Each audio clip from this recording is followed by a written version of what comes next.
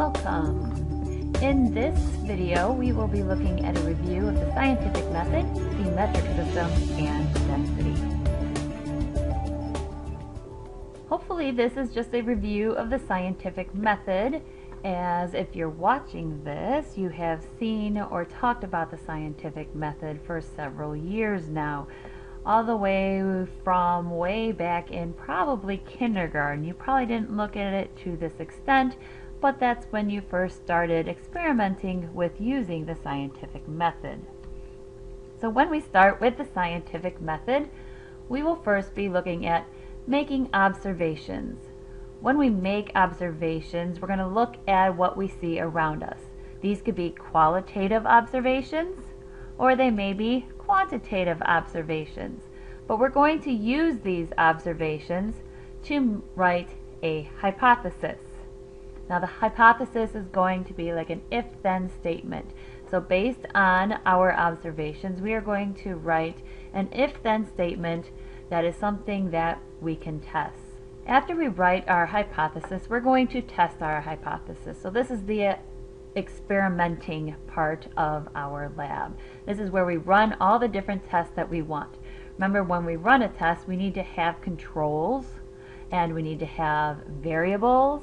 So what are we testing and what are we going to compare it to see if our hypothesis holds up. If our hypothesis holds up, we will move on to the next step.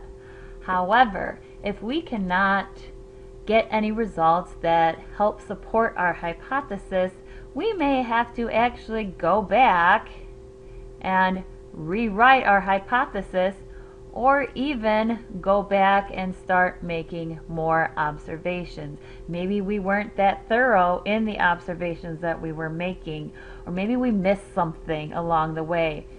Then we can tweak our hypothesis again and retest. Then once our experiment does support our hypothesis, we're going to move on and make a theory.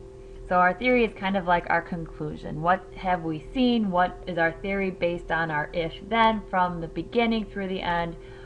We're going to build a theory. And then once we build our theory, we need to publish those results. This is the big one. If we want people to actually accept our theory, other people will have to get the same results. They will have to run a lab and get the same results we did. So we publish those results so that other scientists around the world can do our same test and show that there is some support for our theory. That brings us to the metric system. If we are going to have other scientists around the world doing our experiments, we need to have a way that we can all communicate, especially if we start using different numbers and that quantitative data. So we use the metric system. The metric system is just a unit or a set of units that are based on 10. So they have specific base units, and then to change those base units or give us a bunch of different numbers, we're going to use prefixes.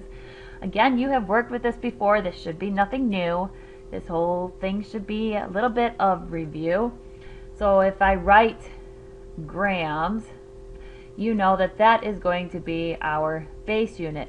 Now we can change that value by putting prefixes on it. So we can put like milligrams or kilograms. So putting that prefix on to our base unit will change the value of that unit.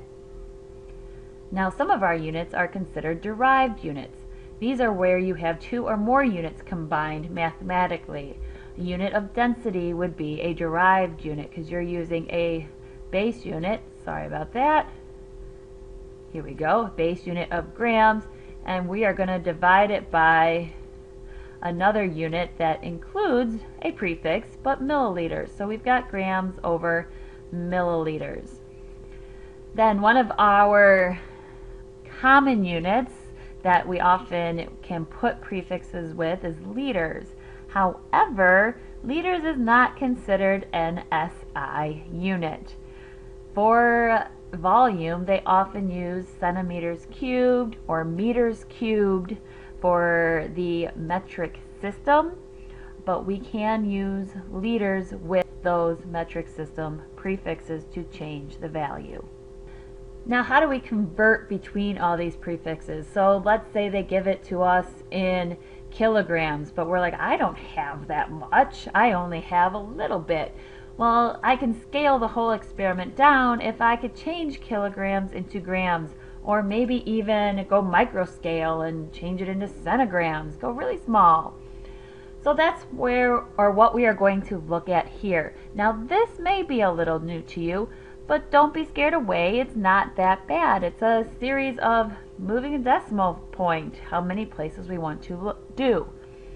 So to do this, we're going to use our metric prefix sheet, and we are going to look up those prefixes.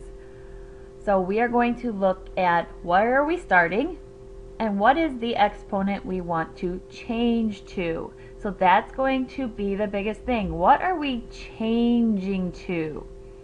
If what we are changing to is smaller, so let's say we go from a prefix that has a 10 to the third, and we want to change it into something that is 10 to the negative 1. Well, negative 1 is smaller than 3.